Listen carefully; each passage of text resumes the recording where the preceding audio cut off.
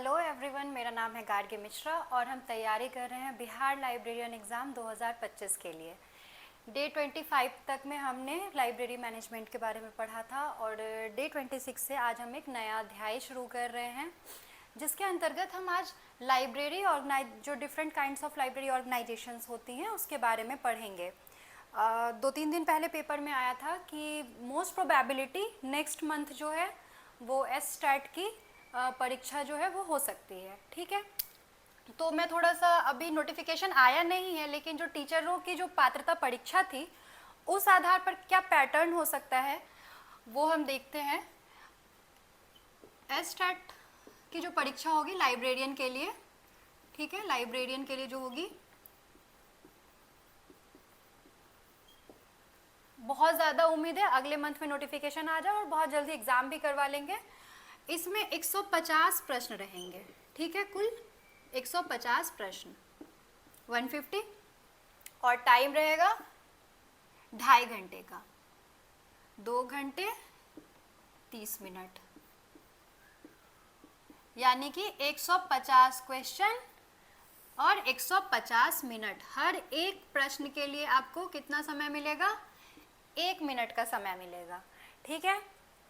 और इसमें जो 150 प्रश्न हैं इसमें से 100 तो आपके लाइब्रेरी, जो आपके विषय से संबंधित, और आपका विषय क्या है? लाइब्रेरी साइंस है, तो 100 question most probability library science के होंगे,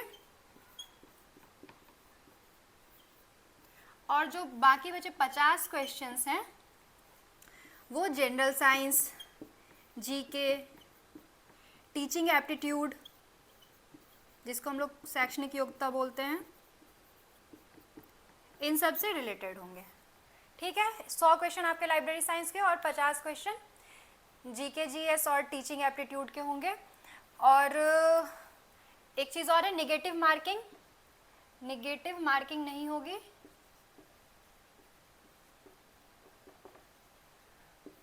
निगेटिव मार्किंग नहीं होगी। और अप्रॉक्स 40% जनरल स्टूडेंट्स के लिए लाना ज़रूरी है, यानी कि अगर 150 का 40% आप निकाल लीजिए, कितना हो जाएगा? 60 नंबर, ठीक है। 60 नंबर जो है वो आप के लिए लाना ज़रूरी रहेगा। 35% अन्य जातियों के लिए होगा, ठीक है। 40% और 35% का रेशियो रहेगा, यानी कि आपको 150 में से कम 60 क्वेश्चंस बनाने होंगे। और ये जो सब कुछ है अभी एक स्पेक्यूलेशन है, यानी कि हम लोग आशा कर रहे हैं, पिछला जो एग्ज़ाम हुआ है टीचर वाला, उस पैटर्न को देखते हुए हम ये आशा रख रहे हैं कि इस तरह से कुछ पूछा जाएगा। बाद बाकी नोटिफिकेशन निकलने के बाद हमें सारी चीज़ें क्लियर हो जाएंगी। लगभग 6500 के करीब वैकेंसी है, 6500 के करीब वैकेंसी आ रही है, अच्छी खासी वैकेंसी होती है। 6500 जो है वैकेंसी वो बहुत ज़्यादा है। अगर आप सही ढंग से तैयारी करेंगे तो बिल्कुल निकलने की पूरी संभावना है, ठीक है। तो ये थोड़ा क्लियर हो गया होगा आप लोगों के लिए कि एसस्टैट का कैसा पैटर्न आएगा। तो अब देखते हैं कि क्या होता है। एक इस ढांचे पे हम लोग अपने दिमाग में लेके चल रहे हैं और तैयारी करना है। ये पार्ट तो मैं कवर करवा रही हूँ आप लोगों को, लाइब्रेरी साइंस। बाकी बचा ये जीके, जीएस और टीचिंग एप्टीट्यूड वगैरह जो है, तो ये आपको खुद से करना पड़ेगा।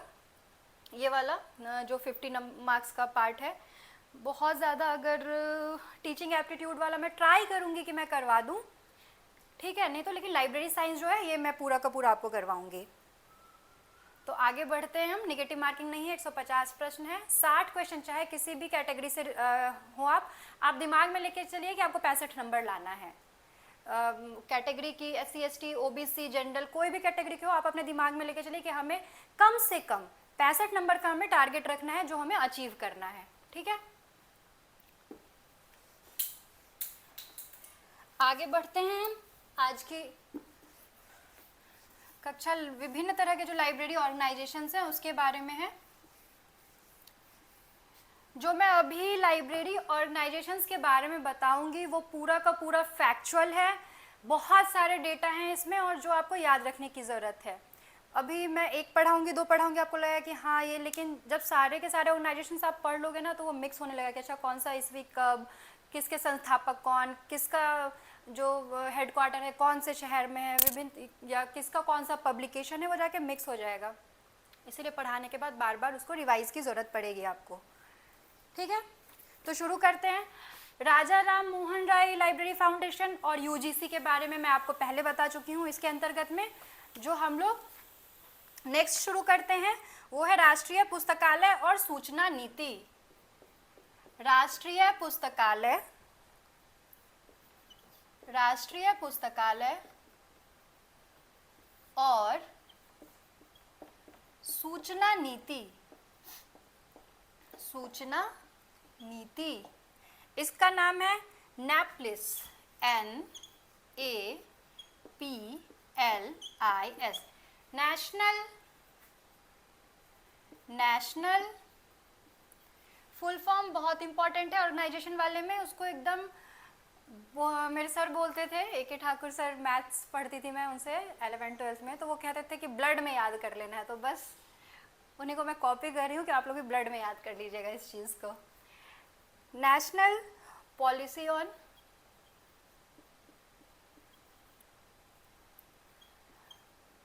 Library and information science.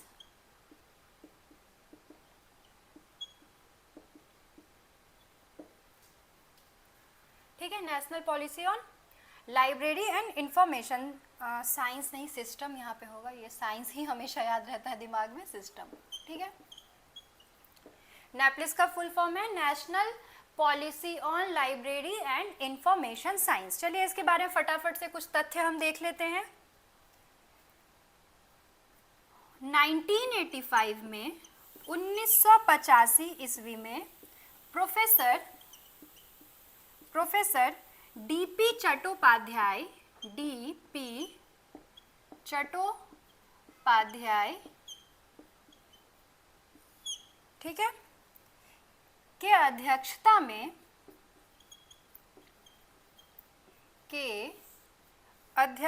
में एक समिति का गठन किया गया।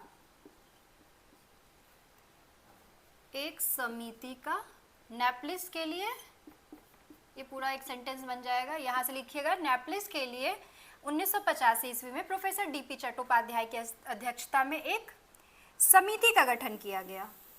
एक समिति का गठन किया गया था। ठीक है, मतलब कि नेपलिस, चलो हमें स्थापित करना है, एक DP चट्टोपाध्याय की अध्यक्षता में एक, उसके लिए समिति गठित कर दी गई। ओके, आगे देखते हैं।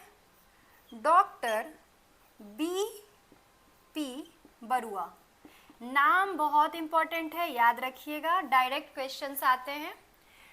डॉक्टर BP बरुआ के अध्यक्षता में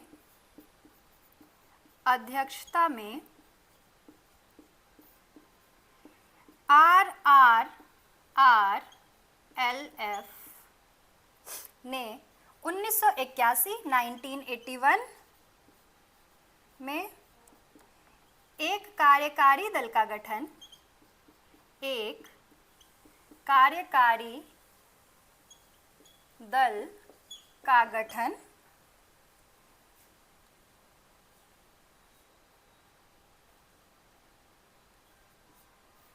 राष्ट्रीय पुस्तकालय नीति, राष्ट्रीय पुस्तकालय नीति का प्रारूप तैयार करने के लिए बनाया, का प्रारूप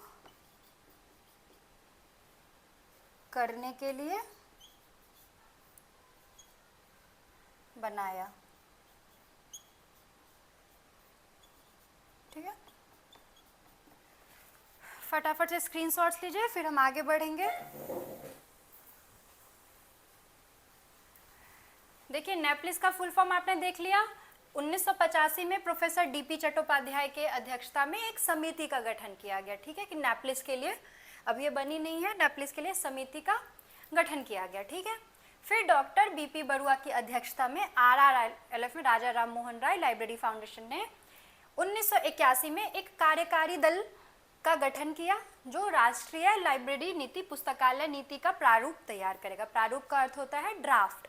कोई भी चीज़, कोई भी नीति आने से पहले क्या होती है, ड्राफ्ट तैयार किया जाता है उसका, जिसको हम लोग एक खांचा भी बोल सकते हैं, कि उसका खाका तैयार किया जाता है कि किस तरह से वो चीज़ काम करेगी। तो समिति का गठन किया और फिर बीपी बरुआ की अध्यक्षता में राष्ट्रीय पुस्तकालय नीति के प्रारूप तैयार करने के लिए बनाया 1981 में। ओके, आगे बढ़ते हैं, स्क्रीनशॉट्स लीजिए फटाफट से आप, फिर आगे चलते हैं। बहुत सारे फैक्ट्स आज आपको पढ़ने, अपना पूरा दिमाग बिल्कुल खाली करके रखिए कि सारा का सारा फैक्ट आप याद कर सकें।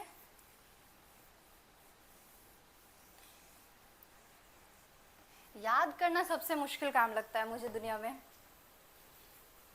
किसी चीज़ को समझ लेना बहुत इजी लगता है, बट याद करना बहुत ज़्यादा मुश्किल लगता है। बट बार बार रिवाइज करने से वो रह जाता है दिमाग में, ठीक है। कार्यकाली हमने राष्ट्रीय पुस्तकालय नीति का प्रारूप तैयार करवा दिया। अब देखिए 1983 ईस्वी 1983 ईस्वी में national policy on library and information science, सीधा नेपलिस लिख देती हूँ मैं, नेपलिस का प्रारूप तैयार किया गया, ठीक है, का प्रारूप तैयार किया गया।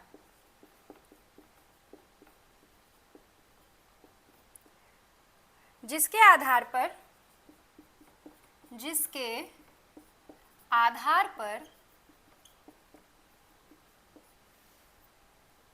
भारत सरकार के संस्कृति विभाग, याद रखिएगा भारत सरकार के संस्कृति विभाग, ये भी आ सकता है किस विभाग के अंतर्गत, तो भारत सरकार के संस्कृति विभाग, जिसे हम कल्चरल डिपार्टमेंट बोलते हैं, संस्कृति विभाग ने एक ड्राफ्ट पॉलिसी स्टेटमेंट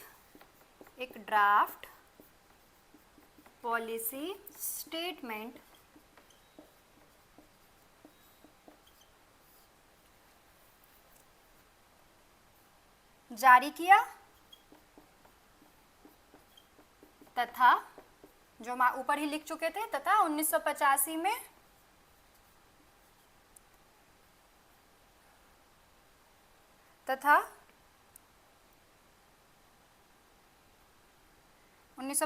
में बीपी चटर्जी या चट्टोपाध्याय की अध्यक्षता में एक समिति का गठन किया गया, ठीक है, एक समिति का गठन किया गया। वही ये समिति कौन सी है, नेपलिस। तो 1985 हम मान सकते हैं उसका फाउंडेशन ईयर। 1986 में ये अपनी अनुशंसा देता है, 1986 में इसने अनुशंसा प्रस्तुत की,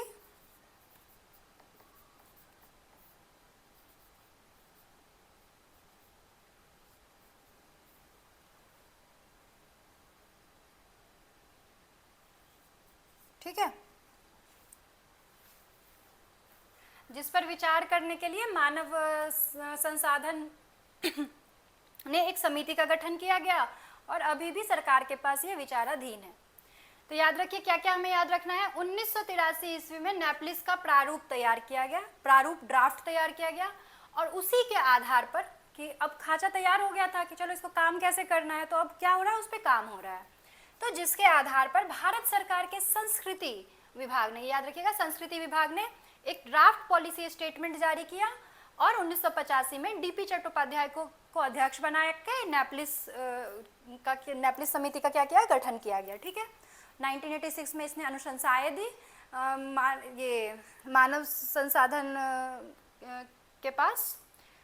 संसाधन विभाग के मंत्रालय के पास, और उसके बाद क्या हुआ, वो अभी भी सरकार के पास विचाराधीन है, ठीक है। मानव संसाधन विकास मंत्रालय के पास इस कमेटी का गठन करके, और फिर वो सरकार के पास क्या है, अभी भी विचाराधीन है। आशा करती हूँ कि आपने स्क्रीनशॉट्स ले लिया होगा। मैंने गलती से इसे रब कर दिया है, नहीं लिया होगा तो बैक जाके आप लोग स्क्रीनशॉट्स ले लेना।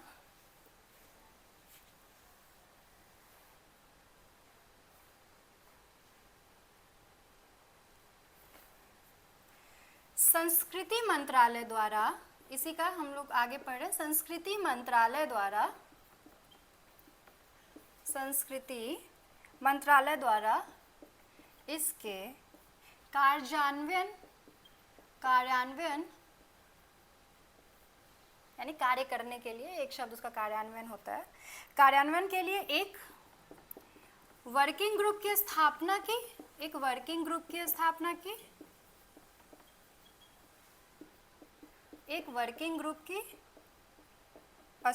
की, जिसके द्वारा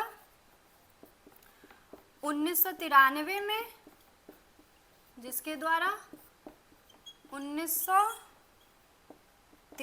में रिपोर्ट प्रस्तुत किया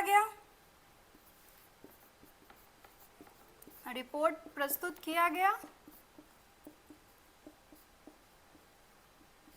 तथा जो 60 संस्तुति, रिकमेंडेशंस बोलते हैं, जो 60 संस्तुतियों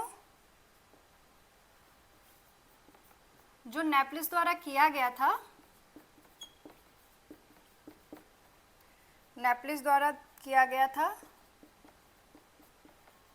में से 29 संस्तुति को ही कार्यान्वित करने का सुझाव दिया गया। ठीक है,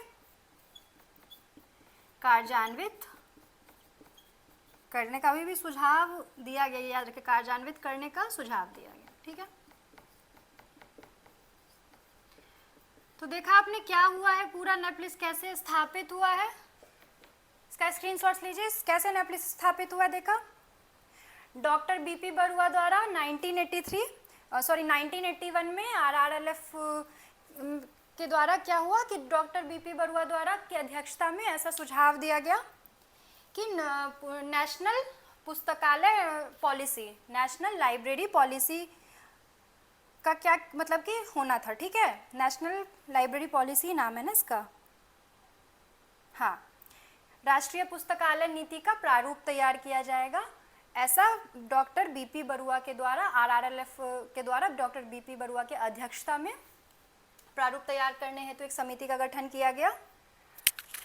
और 1983 में नेपलिस का एक खाचा तैयार कर लिया गया। फिर 1985 में क्या हुआ, डॉक्टर चट्टोपाध्याय जी, डीपी चट्टोपाध्याय की अध्यक्षता में एक समिति का गठन किया गया। ठीक है, जिसने अपने संस्तुतियां प्रस्तुत की, जो सरकार के पास अभी भी क्या है, विचाराधीन है। और संस्कृति मंत्रालय द्वारा इसके कार्यान्वयन के लिए पहले तो एक वर्किंग ग्रुप बनाया गया, जो 1993 में क्या करता है, एक रिपोर्ट देता है जिसमें 60 संस्तुतियां थी, और जो नेपलिस ने दिया था 60 संस्तुति, और उसमें से 29 संस्तुति को कार्यान्वित करने का सुझाव दिया गया। ठीक है, आगे बढ़ते हैं। नेपलिस में इतना ही था। मेन 1985 में याद रखिएगा, इसके जो अध्यक्ष थे वो चट्टोपाध्याय जी थे, ये याद रखिएगा, प्रोफेसर डीपी चट्टोपाध्याय। किस मंत्रालय के अधीन आता है, तो संस्कृति मंत्रालय के अधीन आता है। ये सारी छोटी छोटी चीजें हैं जो आपको याद रखने की जरूरत है।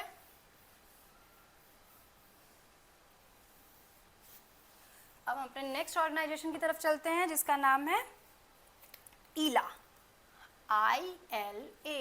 ईला नहीं पढ़ना है, ILA पढ़ना है।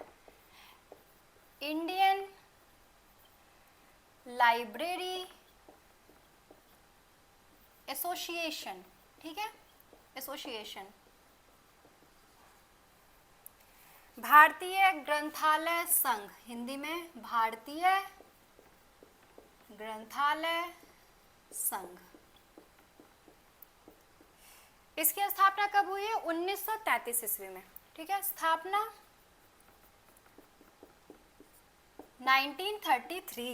1933 ईस्वी में। ठीक है, यह एक पंजीकृत संस्था है, यानी कि रजिस्टर्ड संस्था है, जिसका मुख्यालय कहाँ है, नई दिल्ली।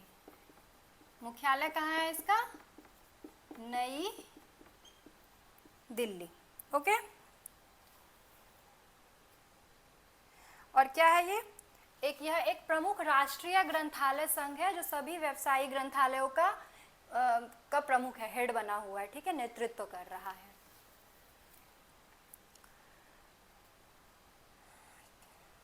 सामान्य परिषद द्वारा,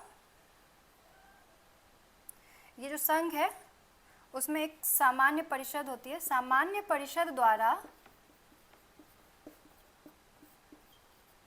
एक अध्यक्ष, ये इसके मेंबर्स हैं,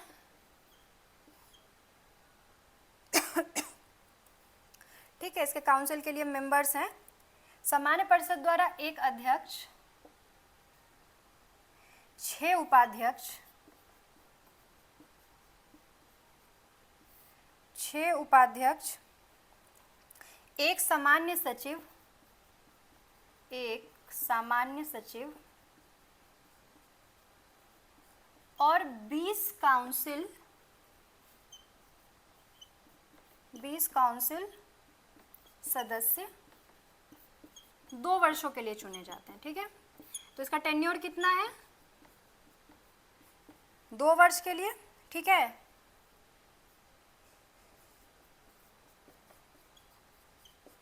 दो वर्षों के लिए चुने जाते हैं।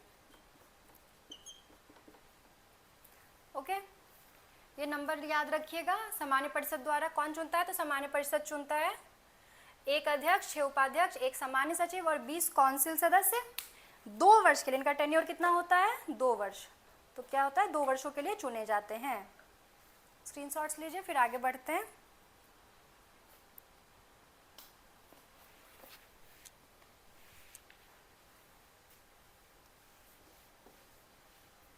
विभिन्न तरह के व्यापारिक काम होते हैं उसके लिए 11 समितियां होती है, ठीक है। विभिन्न क्षेत्रों के व्यावसायिक कार्यों की देखभाल करने के लिए, विभिन्न क्षेत्रों के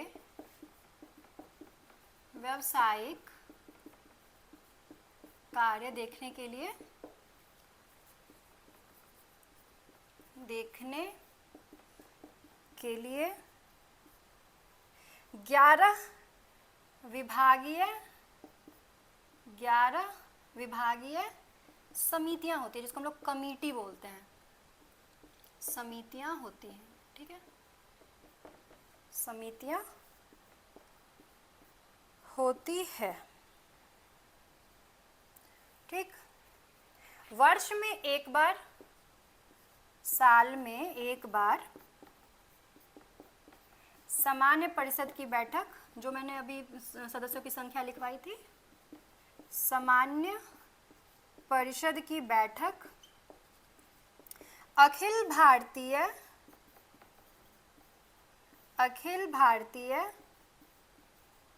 ग्रंथालय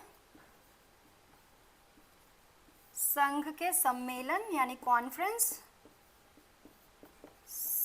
के सम्मेलन के समय ही होती है, ठीक है। जब अखिल भारतीय ग्रंथालय संघ का सम्मेलन हो रहा होता है उसी टाइम में एक बार सामान्य परिषद की बैठक होती है, के समय होती है। और इस बैठक में क्या होता है? इस बैठक में वार्षिक प्रतिवेदन यानी एनुअल रिपोर्ट, हमने पढ़ा है वार्षिक प्रतिवेदन क्या होता है मैनेजमेंट के टाइम में, कि कोई कैसे काम कर रहा है, इन चीज़ों के बारे में जो लेखा जोखा दिया जाता है। एनुअल रिपोर्ट व वार्षिक वित्तीय लेखा जोखा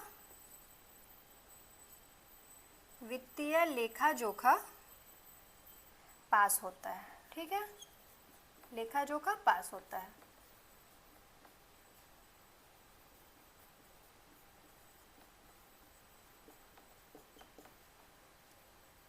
ठीक, स्क्रीनशॉट्स लीजिए। देखिए क्या है, विभिन्न क्षेत्रों के व्यावसायिक कार्य को देखने के लिए इसमें क्या होता है, 11 विभागीय समितियां होती है, ठीक है, जो क्या करती है, विभिन्न क्षेत्रों के व्यावसायिक कार्यों का देखरेख करती है। और साल में एक बार जब अखिल भारतीय ग्रंथालय संघ का कॉन्फ्रेंस या सम्मेलन होता है उसी टाइम में सामान्य परिषद की बैठक होती है, जिसमें वार्षिक प्रतिवेदन प्रस्तुत किया जाता है और वित्तीय लेखा जोखा जो है वो पास किया जाता है।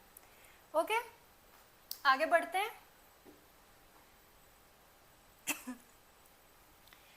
चलिए आगे बढ़ते हैं, देखते हैं ये जो पत्रिका निकालती है उसका क्या नाम है।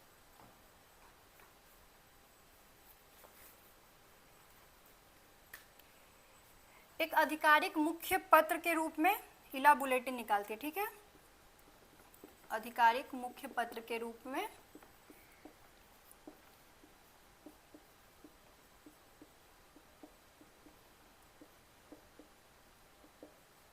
इला बुलेटिन, और ये क्या होता है, त्रैमासिक होता है, यानी हर 3 महीने पे आता है। याद रखिएगा, पूछा जा सकता है कि इला बुलेटिन जो है वो कितने समय पर प्रकाशित होती है, कितने समय अंतराल पर, तो याद रखिएगा ये त्रैमासिक, हर 3 महीने पे, त्रैमासिक रूप पे, ठीक है। ये याद रखिएगा, बहुत इंपॉर्टेंट है। इसका स्थापना किसने किया और फिर इसका मुख्यालय कहाँ है और ये किस तरह की पत्रिका या पत्र पब्लिश करता है, वो बहुत इंपॉर्टेंट है। ओके, आगे बढ़ते हैं। इला में इतना ही था, अब आगे बढ़ते हैं। इला के बाद हम पढ़ेंगे IFLA, sorry आइसलिक।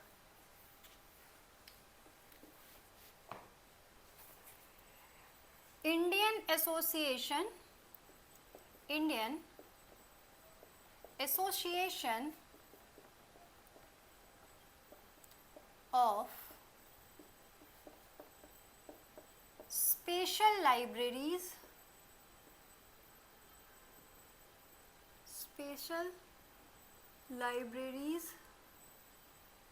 And information centre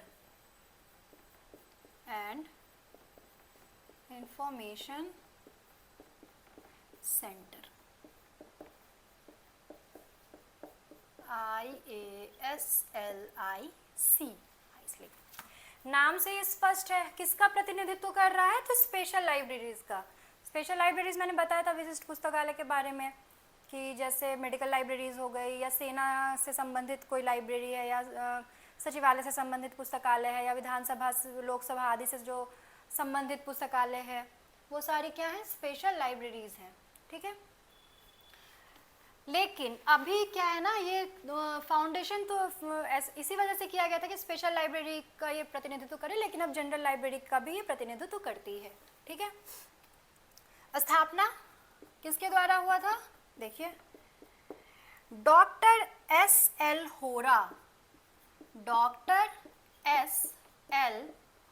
होरा के प्रयास से। नाम याद रखिएगा, बहुत इंपॉर्टेंट है, मिलान करने में आ सकता है, के प्रयास से 3 सितंबर 1955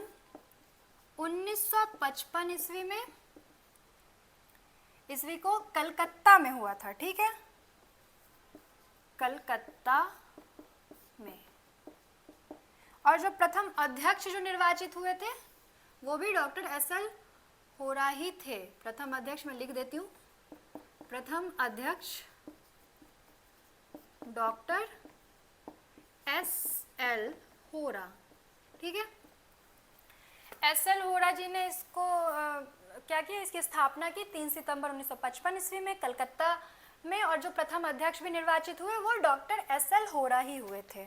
कोई दिक्कत नहीं होनी चाहिए। इसका प्रधान कार्यालय अभी भी कलकत्ता में है, याद रखिएगा। जो हेड ऑफिस है वो कहाँ है, कलकत्ता में। जैसा कि मैंने बताया कि पहले यह सिर्फ विशिष्ट पुस्तकालय तक ही सीमित था, लेकिन अब यह हर तरह के पुस्तकालय के लिए प्रतिबद्ध है, ठीक है, हर तरह के पुस्तकालय के लिए काम करता है।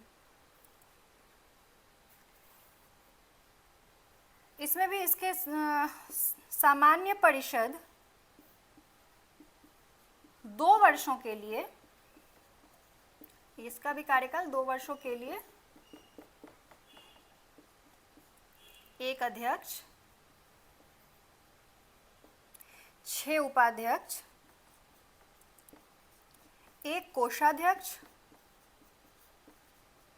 1 कोषाध्यक्ष, 2 संयुक्त सचिव, 2 संयुक्त सचिव,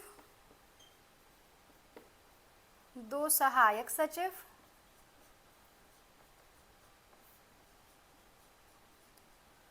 एक ग्रंथालयाध्यक्ष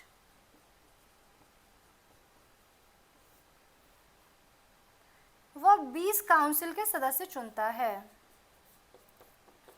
काउंसिल के सदस्य चुनता है, ठीक है, सदस्य चुनता है। सेम उसी तरह से, बस कुछ कुछ पोस्ट इसमें अलग है।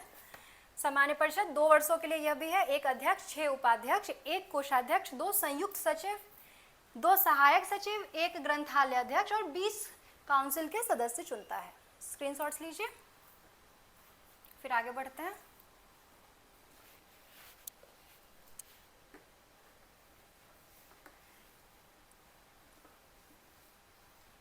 इसके मुख्य बुलेटिन वगैरह क्या है वो देख लेते हैं।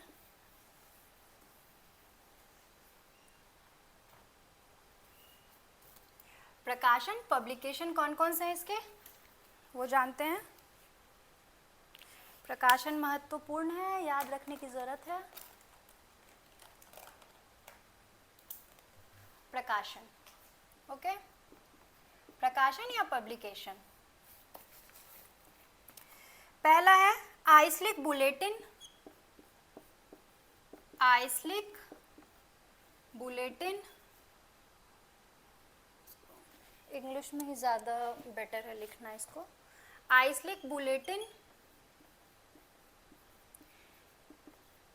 क्या है? ये त्रैमासिक बुलेटिन है ये, यानी हर 3 महीने पर आ रही है। आइसलिक newsletter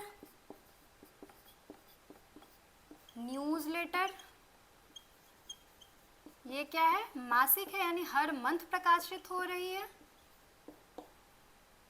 Indian library science abstract, याद रखिएगा, इंडियन लाइब्रेरी साइंस एब्स्ट्रैक्ट जो है, इंडियन लाइब्रेरी साइंस एब्स्ट्रैक्ट जो है वो किसके द्वारा ये किया जाता है, प्रकाशित किया जाता है? तो आइसलिक के द्वारा। इंडियन लाइब्रेरी साइंस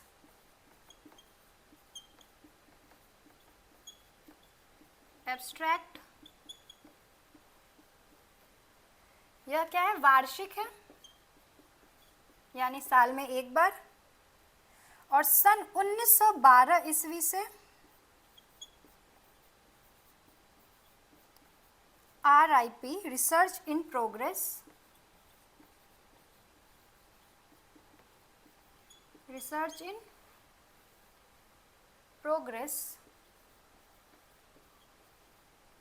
RIP का प्रकाशन नियमित रूप से हो रहा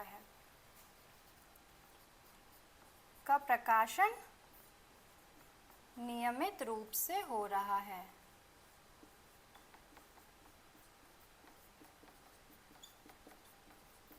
फटाफट से इसका स्क्रीनशॉट्स ले लीजिए।